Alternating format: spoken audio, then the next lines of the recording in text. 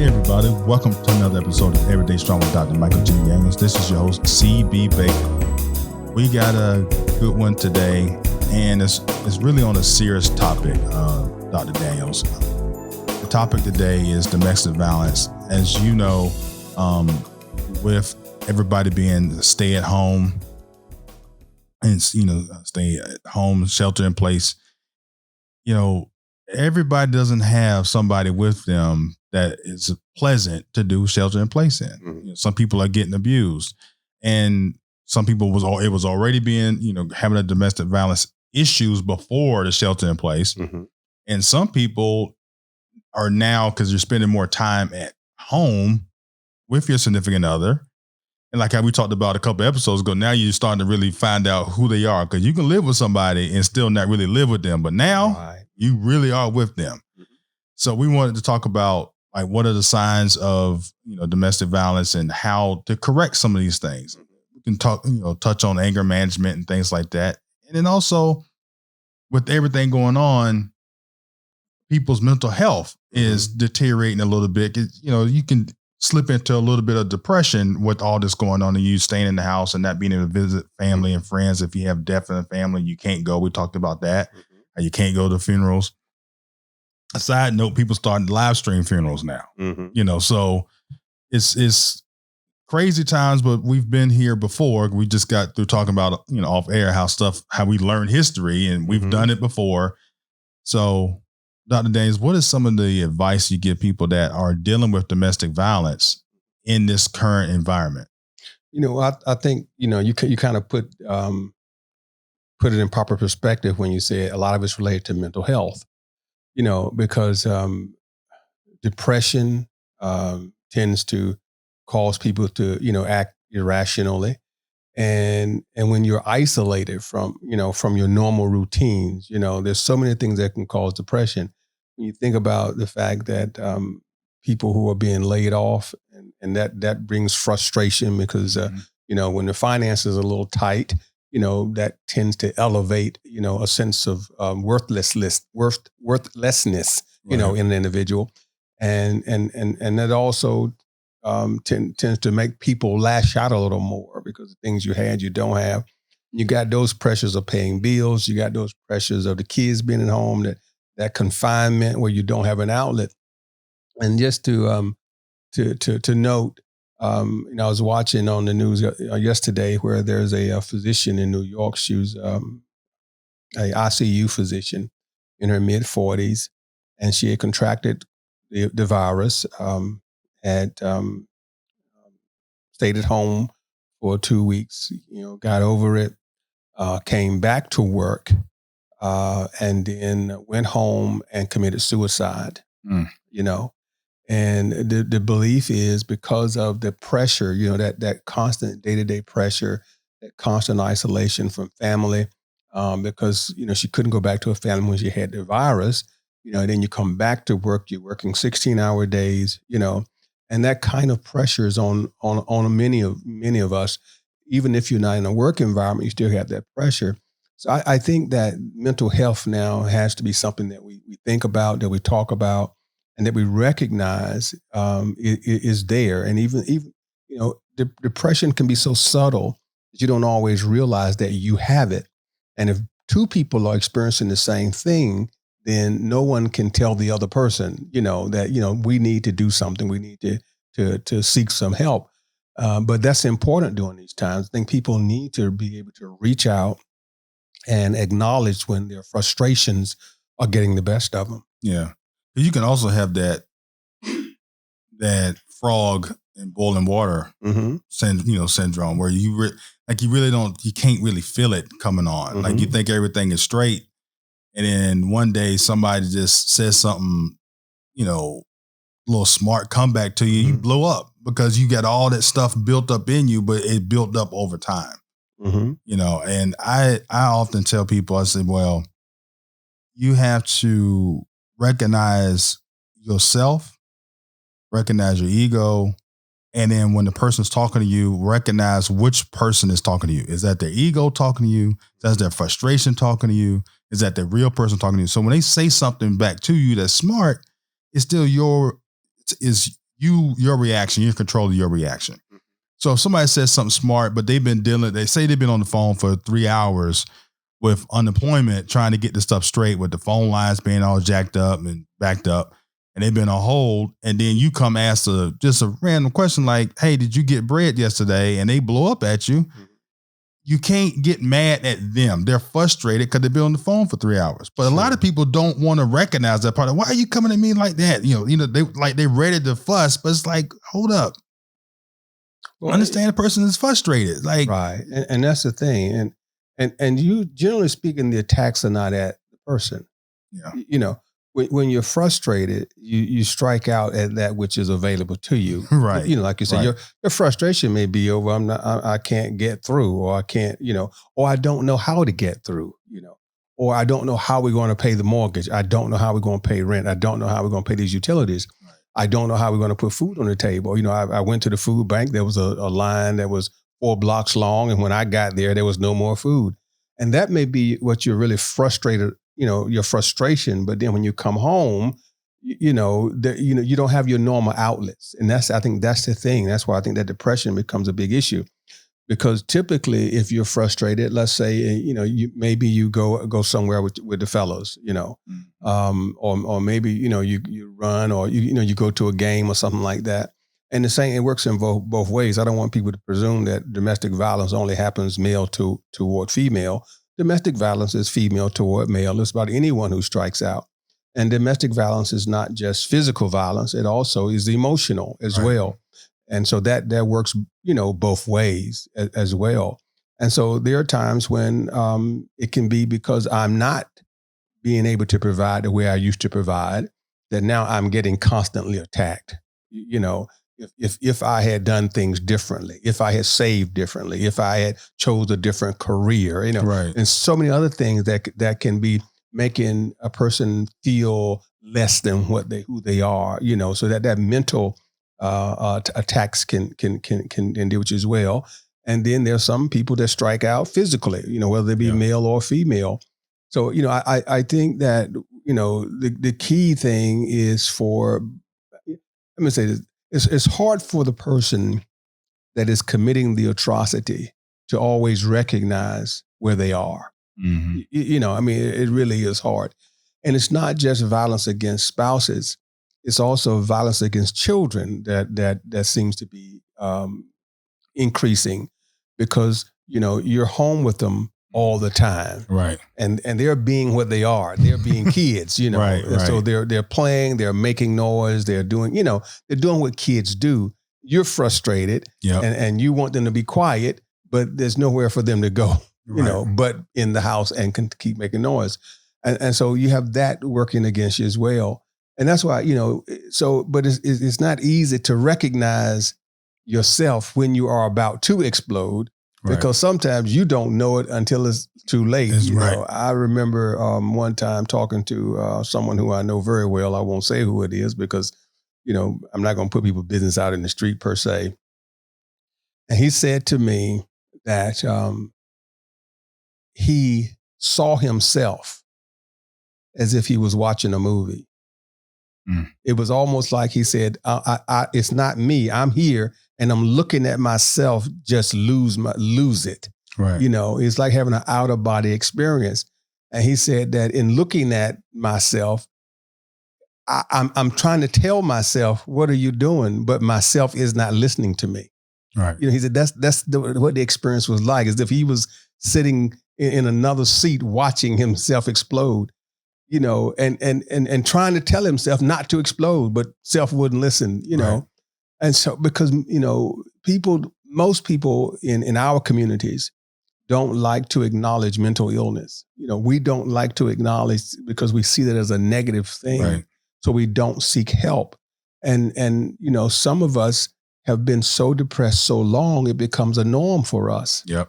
And so then when that trigger hits and it boom explodes, you don't know why, your spouse don't know why, because no one has identified it as a problem. Right.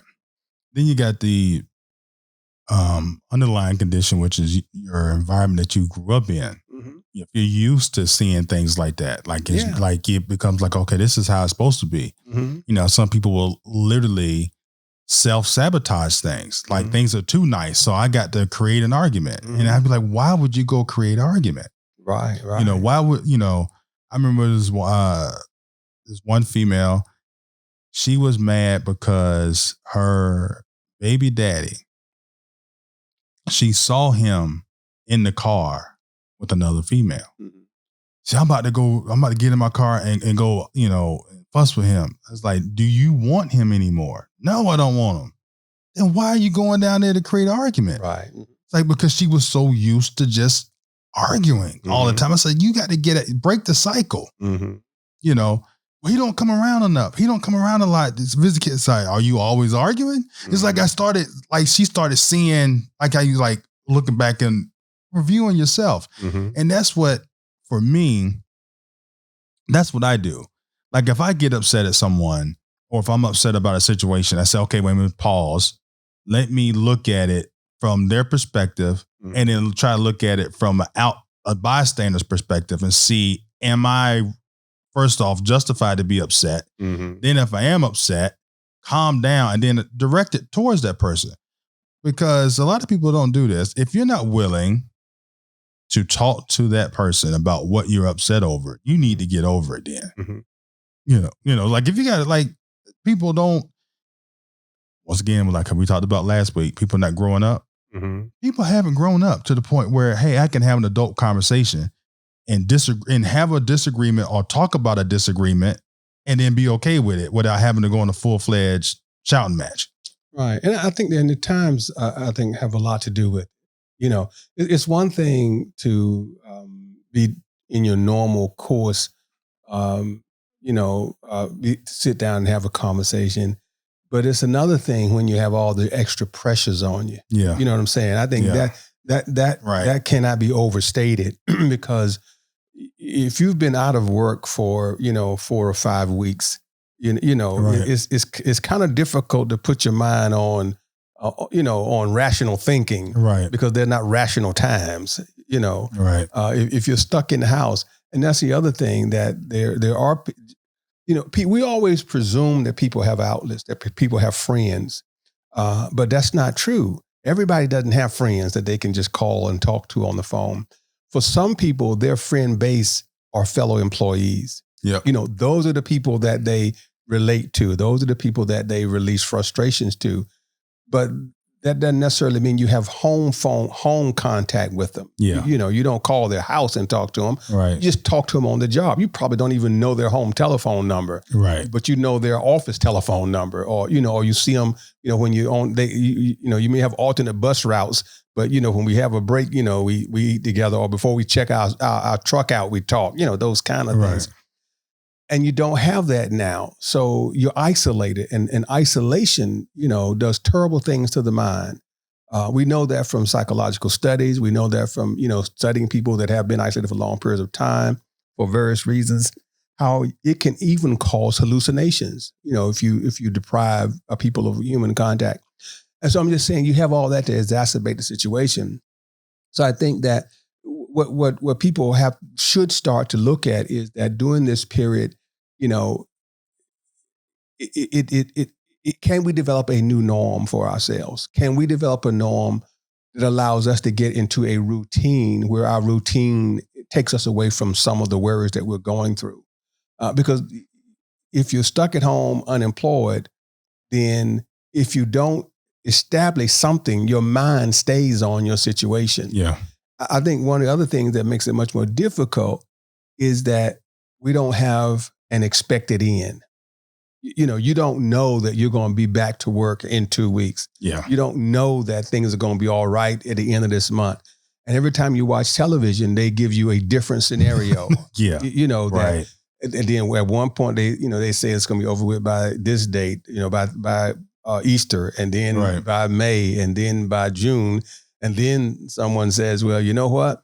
This is going to be worse next year than going to be worse in the fall than it is now. Right. So that kind of exacerbates things, I think, and cause more frustration, because if your unemployment is going to run out in 6 weeks, and they tell you, well, this is going to be longer than 6 weeks.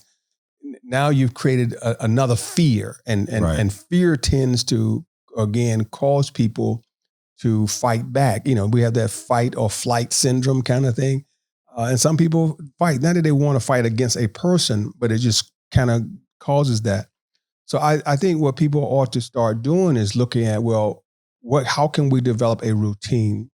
What can I do to kind of get rid of where I'm at?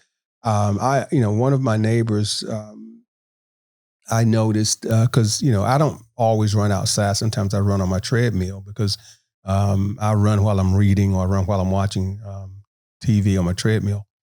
And I noticed that she has a path in her backyard. And so she has her headphones on and she's just pacing in her backyard, walking while she's listening to music. Now, she didn't used to do that. She used to walk around the neighborhood. For whatever reason, I don't know why she stopped walking around the neighborhood. Right. But since we've been under the stay-at-home orders, that's become her routine, Right. And another part of her routine, her and her husband, is that they come outside, they sit in the back, and they read in the backyard for a while. And you could read in the house, but they read in the backyard, right, so they can have a change of scenery, right. And so I think that that's something that people need to look at doing is, how do we develop a new norm for this period of time in our life? Yeah. Because when you work, you have a norm. You get up, you go to work. Right. You spend 8 to 10 hours away from home. You come back, you eat dinner. You watch probably the same shows every night. Right. And then you go to bed. So, and that becomes your norm. But we've took a norm out. We've took about 10 hours of your day out. Right. That you now don't have because you're not working. So what do you replace that with? And so to me, that's what we need to do. And when you replace it, you need to replace it with something that gives you some self-worth, because when you're unemployed, it really psychologically, is an issue because it takes away your right. self-worth. Right. And everybody likes to feel some kind of importance. Yeah. Yeah. I try to tell people, find something that you can get better at. Mm-hmm. But don't choose a weakness, choose a strength. Mm-hmm. Most people go focus on the weakness. All that's going to do is frustrate you. Then you ain't going to want to do it. But if you choose something that you're already good at to get better at it, because first off, you're going to like doing it. And then you'll be getting better at it. So when the time comes back and your number's called, mm-hmm. you're improved from what you was already doing. Right. Because there's a lot of people out there right now, Dr. Daniels, that's sitting down on the couch. You wake up, they get up about 10 o'clock, they sit on the couch, and they don't move until lunchtime. Mm-hmm. Then they go back on the couch. They're not, you're not getting better at something. Even if you just went outside for a walk, to get exercise, doing something to progress something, that's what I tell people. If you want to get out of a funk, just, out of any type of funk, and you are in a situation where you cannot control it. Mm-hmm. Like, honestly, other than after you've submitted your paperwork, you can't control how fast the government moves on processing your payment. Right. Like, the PPP loan, you couldn't, all you could do was send it off and you just sit back, prayed about it, and then leave it in God's hands and go about your business. I ain't gonna sit there and lie. The first I send it off, I was checking email like every hour, going to bank accounts and in there. I said, you know what? Why am I doing it? It's like it's not in my control. I can't make it be there. Right. So let me just go live my life, go do my things, and don't stress over something. Mm-hmm. Another thing I did too is I turned Donald Trump press conference. Mm-hmm. I turned it off because, like you said, one day he would say one thing, the next day he say something different. It created anxiety that I didn't need and that was not beneficial, right? To me personally or to the people that I employ. It's like there's no need for me to look at this because it's not beneficial. Right. And I really try to get people to understand you got to do something every day that's going to make you better, because it does make a difference psychologically, makes a difference in your mental health, and also makes a difference in other people around you that see you doing that. Mm-hmm. Yeah, absolutely. And and like you said, you have to set it up so that it's a continuing thing in your life. because it's kind of like this. I remember when Nancy Reagan came out with a slogan for the drug issue, and she said, "Just say no." Right. Well, that sounds good, but you got to give me something to say yes to. It's not good enough just to say don't say no. What am I going to say yes to replace it? And so I think that's what we have to look at, is that, I have to be able to put something in place that will allow me continuous improvement, something that can motivate me to keep doing it, so it becomes a routine. See, work, I'm motivated to work, and my motivation is paycheck. Right. So I'm motivated to do it every day to keep going. And so anytime we develop a routine, we need to do something that there is a motivating factor. So I will keep making it a part of my life, because we don't know how long we're going to be in a stay-at-home structure. And if you don't see a rainbow at the end, a pot of gold at the end of the rainbow, you'll become frustrated when you get to the end anyway, because you won't have that reward there. And so you want that, but you also want to develop something that you can do with the person as well, because you don't want to, if you're doing something where it's just you are continuing the isolation, factor. And so that's not healthy either, because a part of the problem, is you're isolating yourself. So you want to find something that you and your spouse can do together. Then you also want to find something that, if you have children, that you, your spouse, and your children can do together, that creates your norm, something that's fun and energetic. Right. So that family time becomes fun for everybody, and you and your spouse time becomes intimate, and when I say intimate, I don't mean sex. I mean, it can be intimate time for you and your spouse, so that becomes pleasurable as well. Right. Because I sometimes what we do is that we do, and that's why I know my neighbor, she has her little time, but then her and her husband come in the back and sit down, because you want to develop a norm that gives you both pleasure together, to do some things. Otherwise, when that person does do something, you immediately go to the defensive mode, and we don't want that. We want people to be able to always stay in a positive outlook, no matter what they're going through. I certainly agree with you on those briefings on coronavirus. Some things aren't going to change. So watching the briefing just depresses you. Right. That's all it does. So too much is too much. Yeah. It just, you don't want to deal with that a whole lot as well. But people have to, I would say people also need to take the initiative to develop those positive traits before they get to that depressed state. Mm-hmm. Because once you get to that depressed state, it's not, like people will say, just snap out of it. No, there is no just snap out of it. If you could just snap out of it, people wouldn't do the things they do. And for some people, it might even mean a more aggressive approach. I mean, let's face it. It might even mean you need to call your physician up and say, hey, listen, can I have a virtual appointment? And you can't be afraid to do that. Right. Because it might be a clinical thing that you need to deal with. Yeah. And if you just keep pushing it aside, it's not going to go away. And that's what some people do when they get depressed. Again, here was a physician that commits suicide, a trained medical professional. Right. Because if you keep pushing it aside and saying, well, no, it's not me, and I know that, nothing wrong with me, it doesn't get better. It gets worse. Yeah. And it'll get to the point where it will become unbearable. And I know there are a lot of people out there that are thinking to themselves, there's no way it will happen to me. Oh, yeah. And I want you to know right now, the minute you say that, you have just set yourself up for it possibly happening to you. Yeah. Because none of us are above getting to that point where we are clinically depressed. Yeah. So we have to be willing to accept that factor and not be afraid to deal with it. And you mentioned about the family creating new routines. My household, we got, because me and my wife Sherry like going out, and then we can't go nowhere. Like my in-laws will watch the kids, we'll go out and have a good time. Mm-hmm. So years ago, coming up, we moved. My dad moved to Nashville, Tennessee. He didn't know anybody there, so he created in himself. On Saturday night, he would turn on the music real loud, and party by himself. Him and my mom, they party by themselves. So I said, you know what? I'm gonna do the same thing. Mm-hmm. And that's what we do on Saturday night.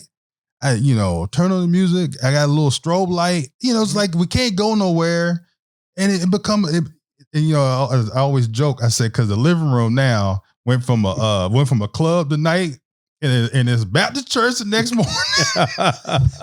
We watched the live stream.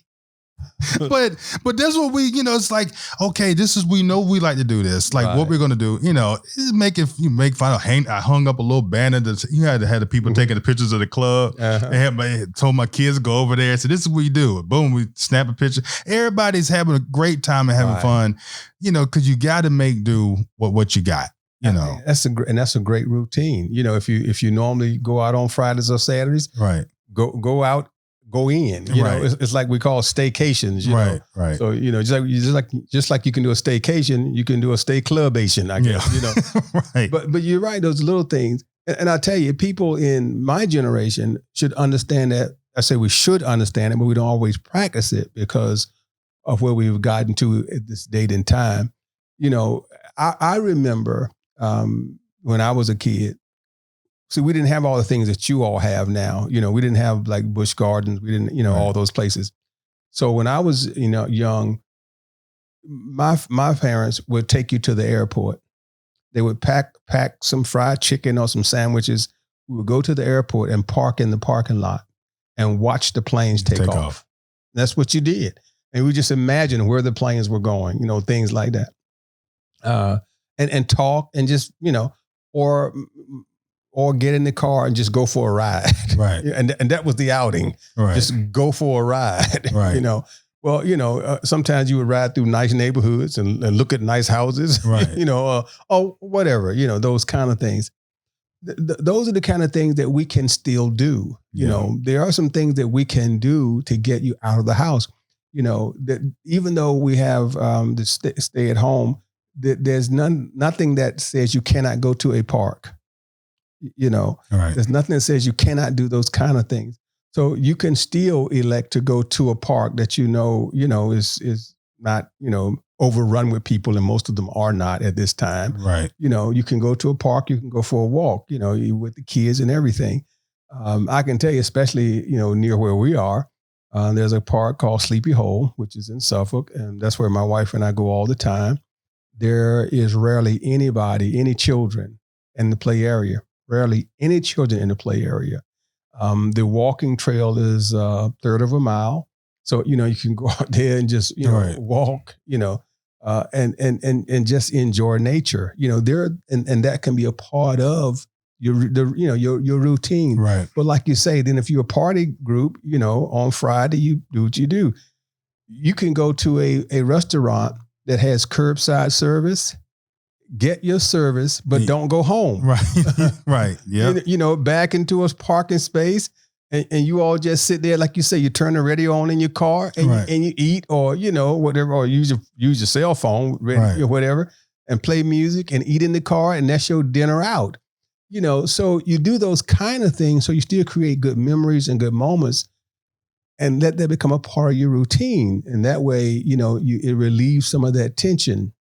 If you don't have money because you are on unemployment, then pack your own meal, right, and just drive to the park, sit in the car and eat. Yeah, or drive to the airport and watch the planes take off and eat. Right. Whatever. To make things happen.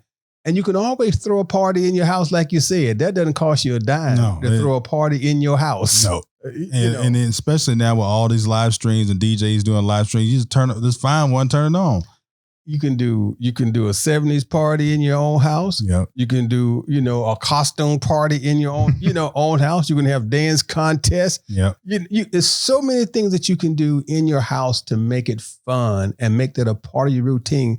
So people have something to look forward to, especially your kids, Right. so they will know that, Friday night is going to be party night, Right. and you broadcast it and you keep making it, something that they can remind people of. We're gonna Friday night is get down night, or what have you. So everybody has something to look forward to, and that way it keeps your spirits up a little bit, so you don't get too depressed. The more you laugh, the less likely you are to be in a domestic violence situation between two couples and between the kids. Yeah, and that has really been a big deal in my household. Is really keeping up.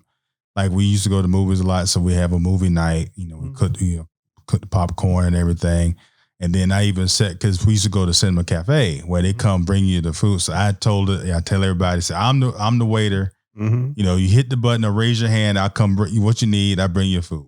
Bring your stuff to you. So it's like doing different things like that. And like you said, your generation, that's what y'all did. Because I grew up like as a kid. Because my parents, like, we did this stuff at home all the time. Mm-hmm. It's like now that everybody got all sedity, and some people that got bougie, got a little bit of money, they're like, okay, you could go back to doing that type stuff. Right. It's nothing wrong with drinking the blue Kool-Aid. You don't need to get Hawaiian Punch. It's like you can save a little bit here and there, Mm-hmm. We had, I'll give you another example. My mother was the best at making up games. And she made up games. I don't know where she got them from. Maybe her mother made them up for her. Yeah. But we didn't have a lot of board games. She made up games. Like for example, we had a game, it was called Cops and Robbers that she taught us how to play, And basically in Cops and Robbers, you would get slips of paper, and you would write on one piece of paper, one person is the robber. You would write the cop, you would write the judge, you would write the juror, and you would write the prosecutor, and you would fold the papers up and put them, we didn't have a hat, she put them in a pot, and you shake them up, and each person would pick a piece of paper out, right? And so whoever you were dictated what you did. So, if you were the prosecutor, your job was to make up a story about what the robber did, and the judge would find you, the juror would find you guilty or innocent, and the judge would give you a sentence. And we would have different things that your sentence might be, like your sentence might be you had to do 5 push-ups, or your sentence might be, you had to run around the house, or, your sentence might be you had to drink a quart of water, or, it was fun stuff. It was silly games that, and it was a family game because all of us were involved. Right. Of course, now you have a lot of board games and things like that, but I'm just saying, if you don't have money and if you, can't get to the store because, maybe the line is too long, or, in some of the stores now you can't get in. You don't have to go to the store to play a game. Right. You can make the game up, like we played hopscotch when I was a kid. That don't require a game. No. They don't. Those are the kind of things that you can still do with your children and adults too, that you can still have fun with. We played jump rope, not with a rope, with a water hose.